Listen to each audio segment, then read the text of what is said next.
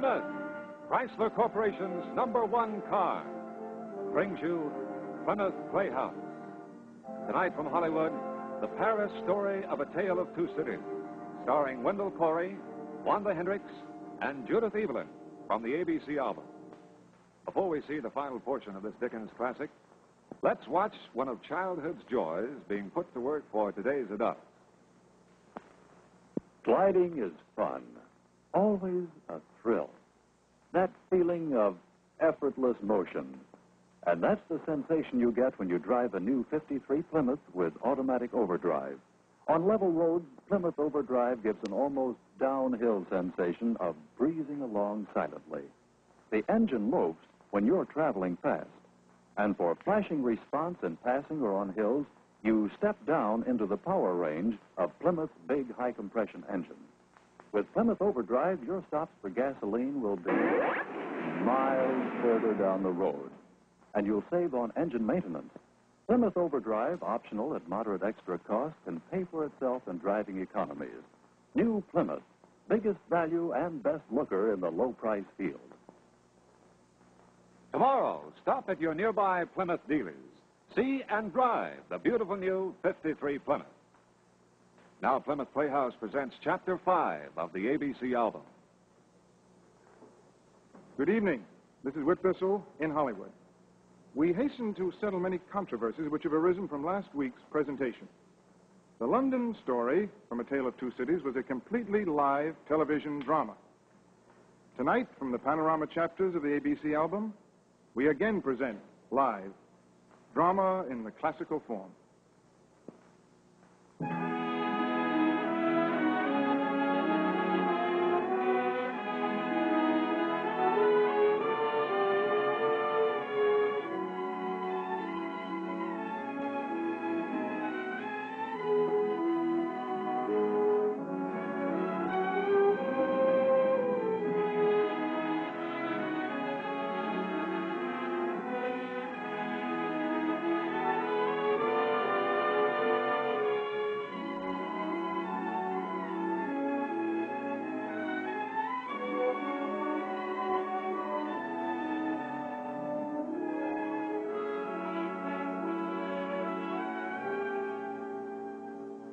And now, the Paris story.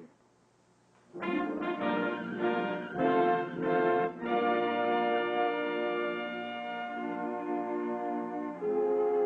shadows that had loomed large over Lucy Darnay and Sidney Carton in London deepened and took shape in Paris.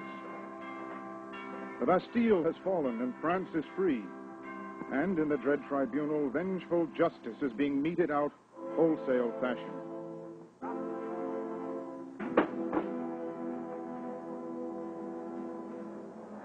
Madame Thérèse Defarge, who, with the woman known as the Vengeance, sits calmly and cold-bloodedly in the shadow of yet another she-devil, Madame la Guillotine, and knits each lost, decapitated soul into eternity.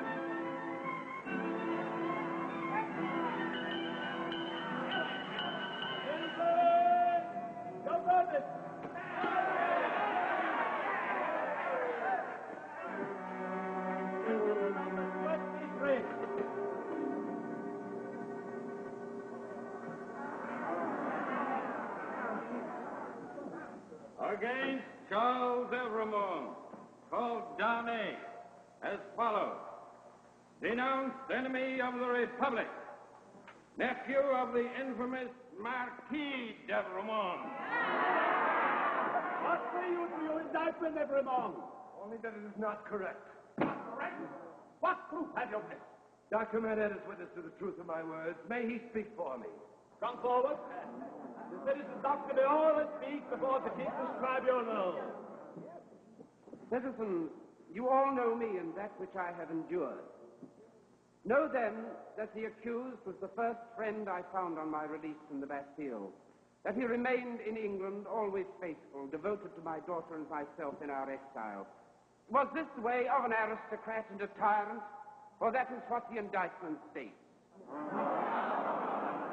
In England, the accused, far from being in favor with the aristocratic government there, was actually tried for his life by that government as a foe of England and friend of the United States. You have yet to hear why the accused returned to France. He came back when he did in order that he might save a citizen's life, even though he knew at what great personal hazard he returned. I ask you, citizens, is this criminal in the eyes of the Republic? We'll turn him up! The vote, President! The vote will be taken. How do you stand, citizens? Free!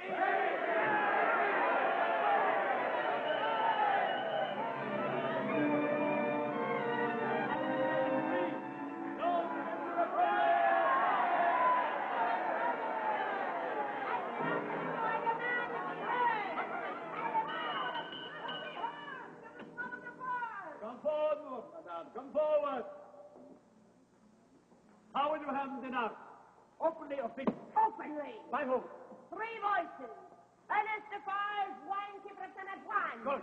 Therese Defarge, his wife. Good. And Alexandra Manette, physician. Mr. President, I indignantly protest. Mr. Manette, be still. Where is the first witness? Ernest Defarge. Here, President. What do you know of this, citizen? I knew that Dr. Manette had been confined in cell 105 North Tower. At the fall of the Bastille, I resolved to examine that cell closely. There, in a hole in the chimney, I found that paper you hold. It is in Dr. Manette's handwriting. Is that all, citizen? Madame Defarge can supply the rest. Very well. Madame Defarge, speak. You will read in that paper that you hold before you how this Dr. Manette was taken out of his house in the middle of the night and transported blindfold in the carriage of an aristocrat to a humble peasant home, where a young boy lay dying of the aristocrat's sword blood. And where his sister lay dying of the aristocrat's child. And you will read further, and your blood will run cold as you do, how each and every member of that same peasant family was willfully exterminated by that same evil aristocrat.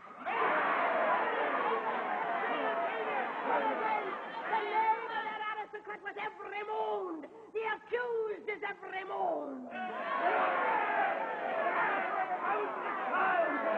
I'm only the nephew of that man. You are still Evremonde. I denounce and I demand, and I call upon you to denounce and demand death for Evremonde.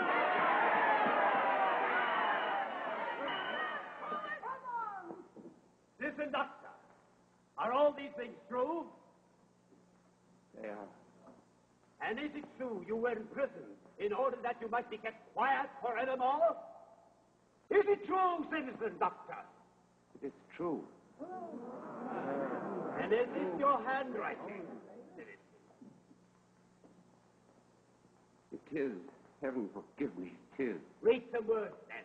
There at the end. No, I cannot. On pain of death, citizen, read.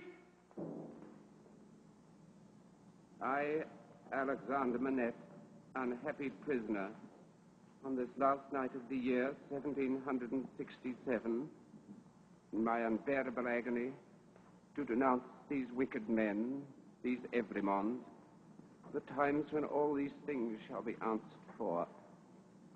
I denounce them to heaven and to earth, they and their descendants to the last of their race. Lose me, lose. Now, my doctor, save him now. Citizen, your vote.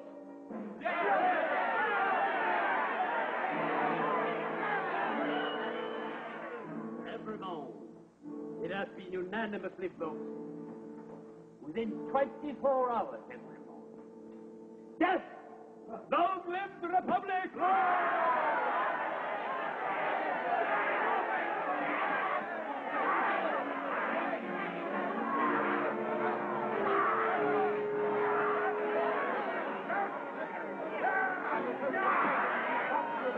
Take her home.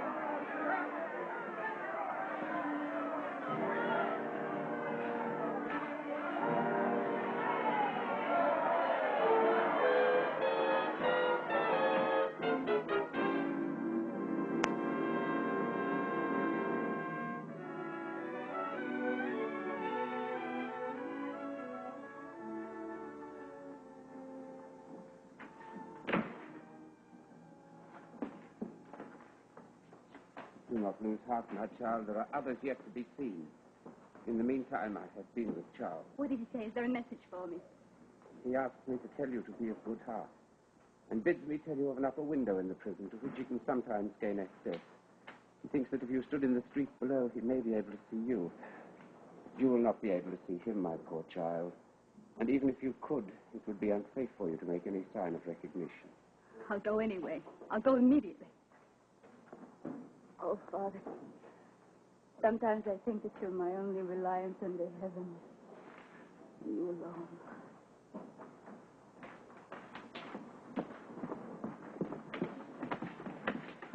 Jerry, will you accompany Miss Lucy, please?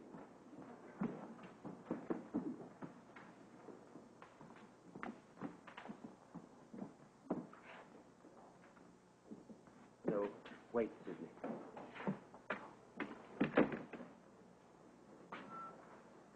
Yes, Doctor? There is no hope. I only went out when I did because I thought it might someday be some consolation to her. Otherwise, she might think that no final effort had been made to save her husband. Then he will perish. Charles will perish. There is no hope. I see.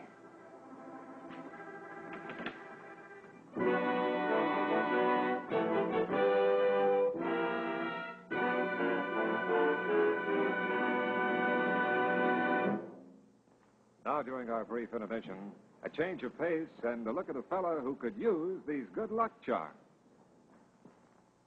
Osbert doesn't know it.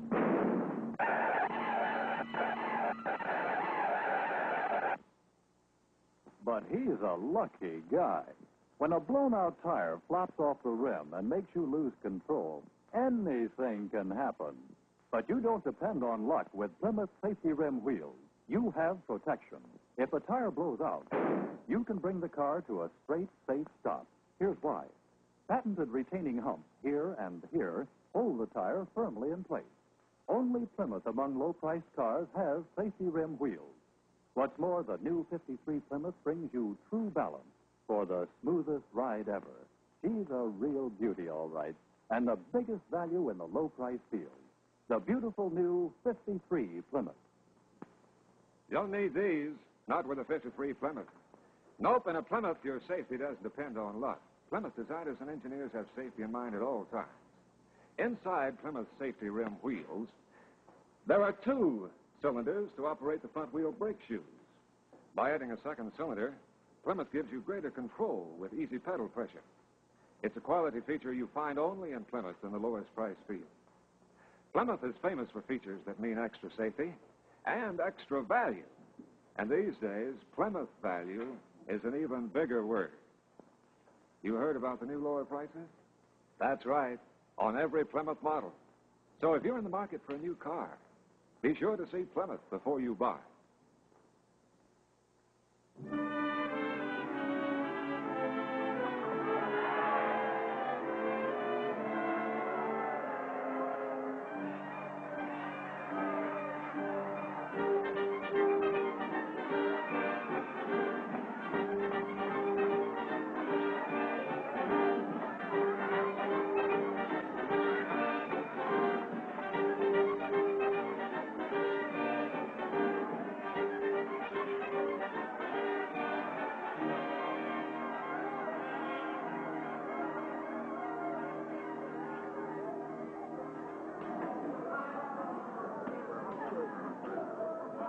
You observed Dr. Manette's face when the paper was read? Yes, I observed his face. I observed his face to be not the face of a true friend of the Republic. Let him look at his face. Ah! Magnificent. You are magnificent, Therese. For you, if it depended upon you, which happily it does not, you would rescue this man Darnay even now. No, I would not. But I would leave the matter there. I say stop there. Look, you, Ernest, for other crimes as tyrants and oppressors, I have these hormones a long time on my register. Yes, the wife and child, they must follow the husband and father. And to forget my husband, that that peasant family, so injured by a Fremont, was my family. That sister, the mortally wounded boy, was my sister. That husband was my sister's husband. That brother was my brother. That father was my father. Those dead are my dead. Summons to answer for those crimes descends to me. Is it not so? Yes, it is so. Well, tell wind and fire where to stop, but don't tell me.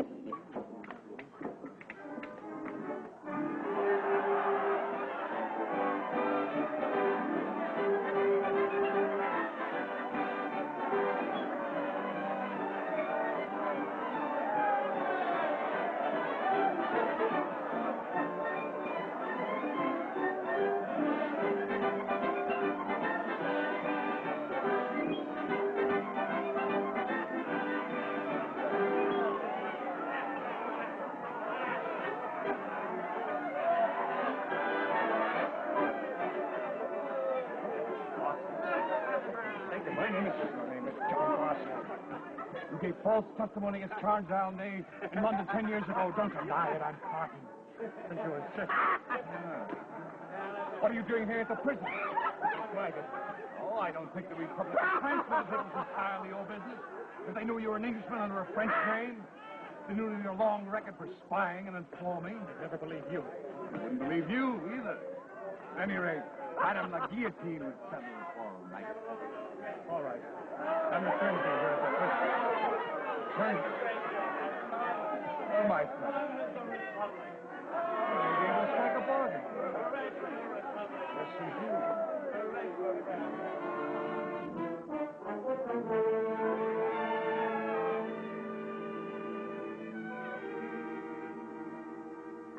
Come to bed, Ladybird. Come to bed. Not now, please.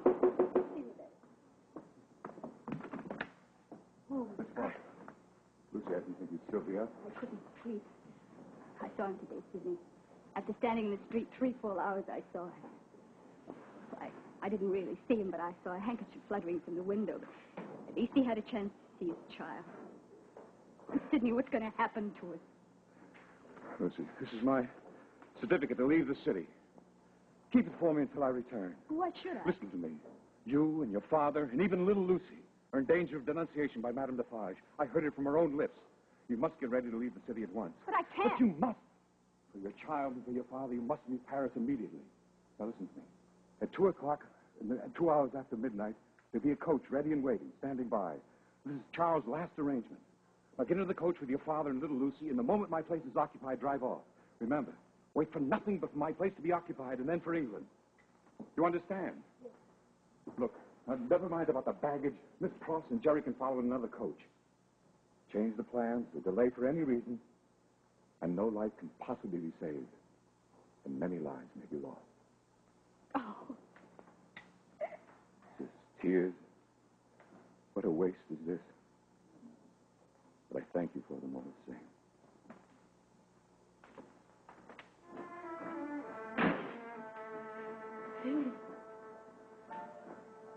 Oh.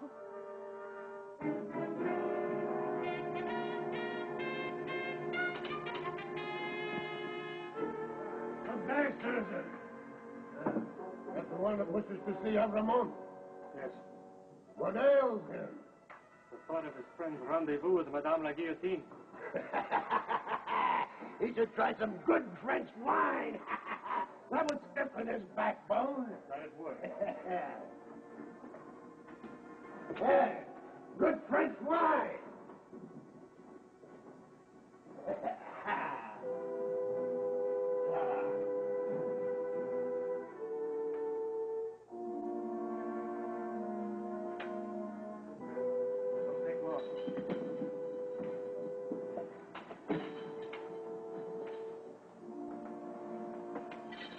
Yes.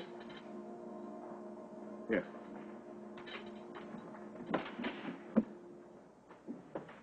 Carson.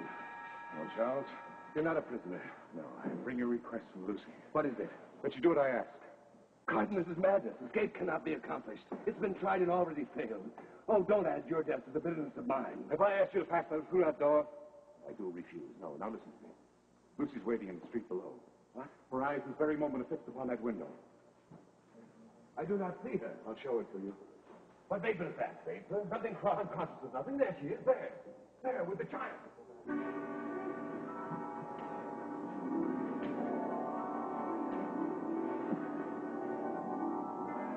I say?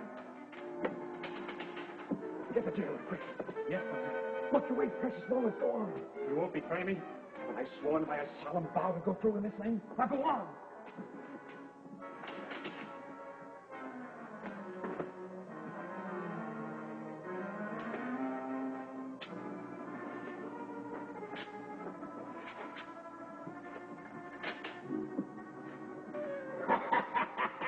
That was too much for him, mate. These Englishmen.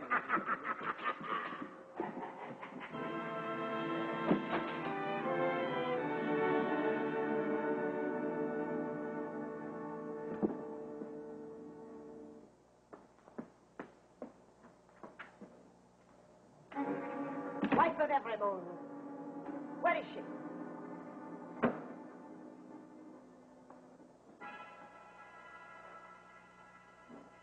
You had only keep it concealed from me at this moment. So tell her I wish to see her, do you hear? I demand to see her. Do you understand? Either go tell her that I demand to see her or stand out of my way at the door and let me go to her, you stupid newt. Never. Never, never, never. Out of my way, Englishwoman. I will tear you to pieces, but I will have you from that door.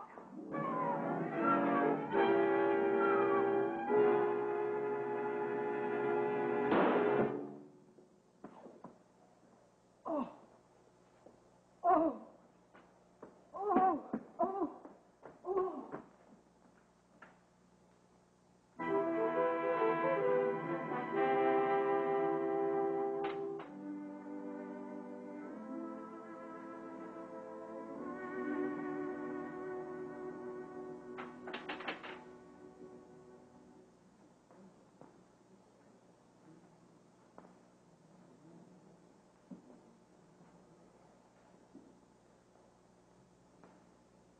It is in every moment.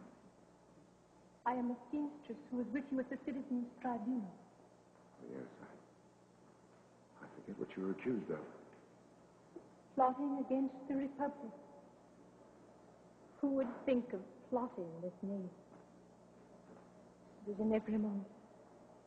I would not be unwilling to die if the Republic, which is to do so much good for us peasants, would profit by my death. How can that be?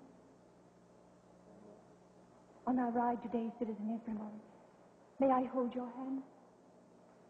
I am not afraid. It will give me courage. No. Are you dying? For his wife and child. Oh, let me hold your brave hands, stranger. Yes, my poor sister. To the end.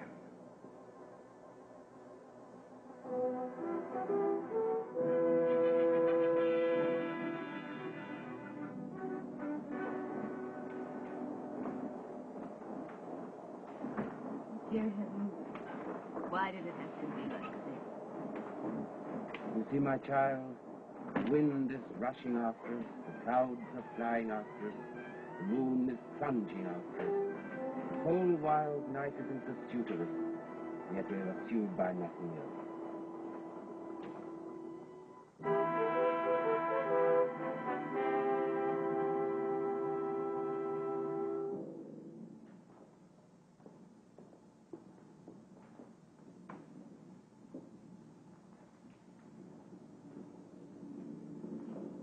Are they coming for us now? Yes, my dear. But for you, dear stranger, I should not be so composed. I think you were sent to me by heaven. Or you to me. Fix your eyes upon me and mind no other object. I mind nothing while I hold your hand. I shall mind nothing when I let it go. They are rapid. They will be rapid. Fear not. Comfort me so much.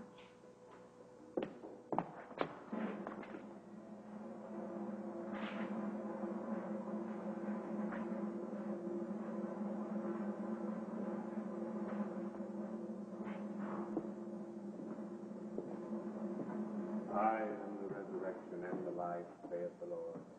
He that believeth in me, though he were dead, yet shall he live.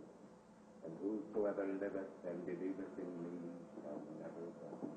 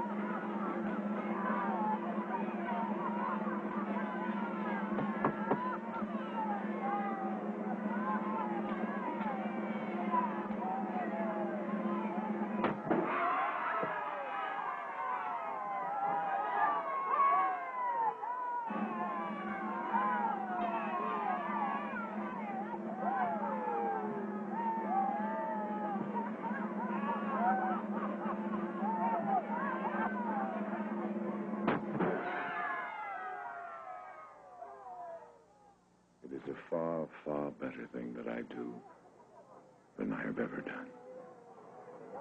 It is a far, far better rest that I go to than I have ever known.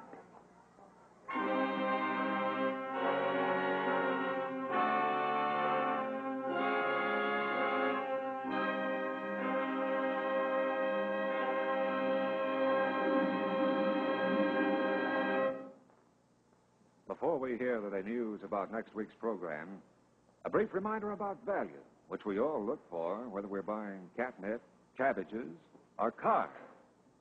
In the lowest price field, Plymouth offers you more big car features than any other automobile, and you're going to like today's new price tag.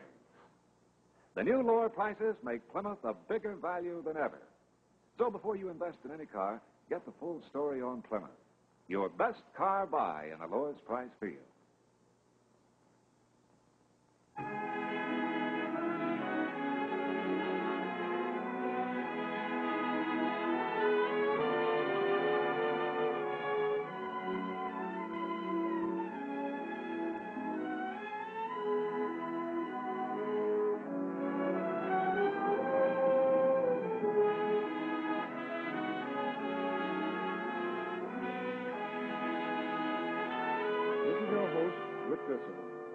For the last 2 weeks, A Tale of Two Cities from the panorama chapters of the ABC album was produced and broadcast direct from the Hollywood studios of the American Broadcasting Company.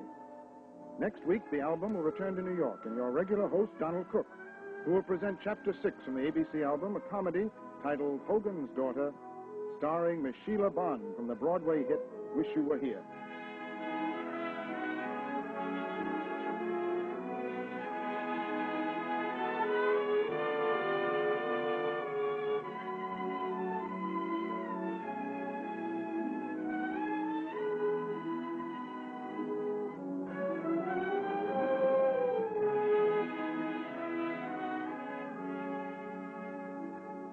This has been a live television production. Good night.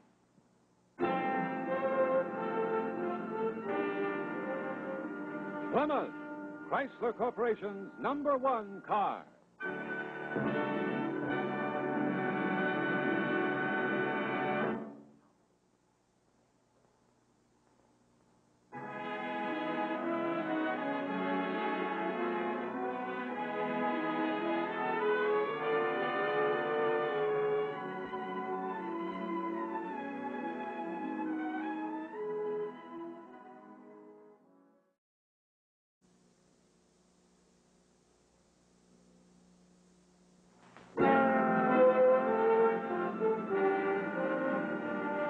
Plymouth, Chrysler Corporation's #1 car, brings you Plymouth Playhouse. Tonight from Hollywood, the Paris story of A Tale of Two Cities, starring Wendell Corey, Wanda Hendricks, and Judith Evelyn from the ABC album. Before we see the final portion of this Dickens classic, let's watch one of childhood's joys being put to work for today's adults. Gliding is fun, always a thrill. That feeling of effortless motion.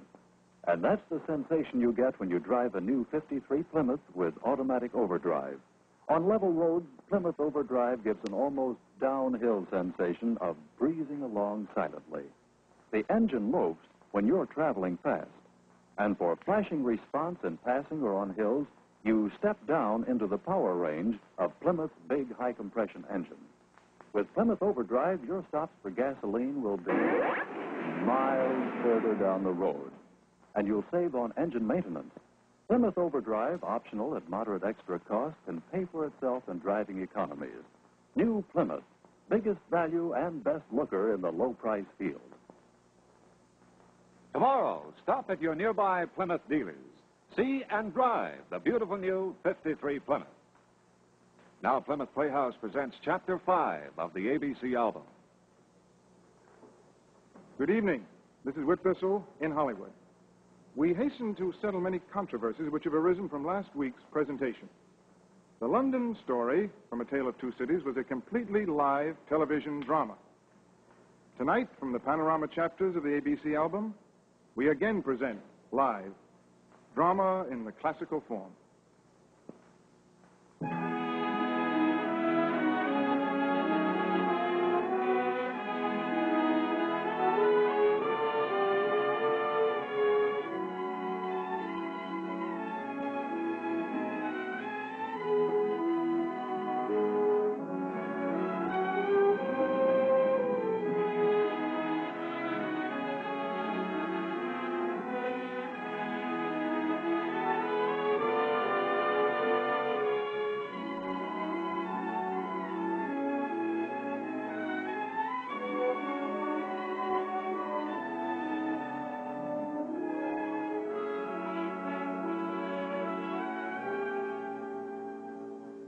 And now, the Paris story.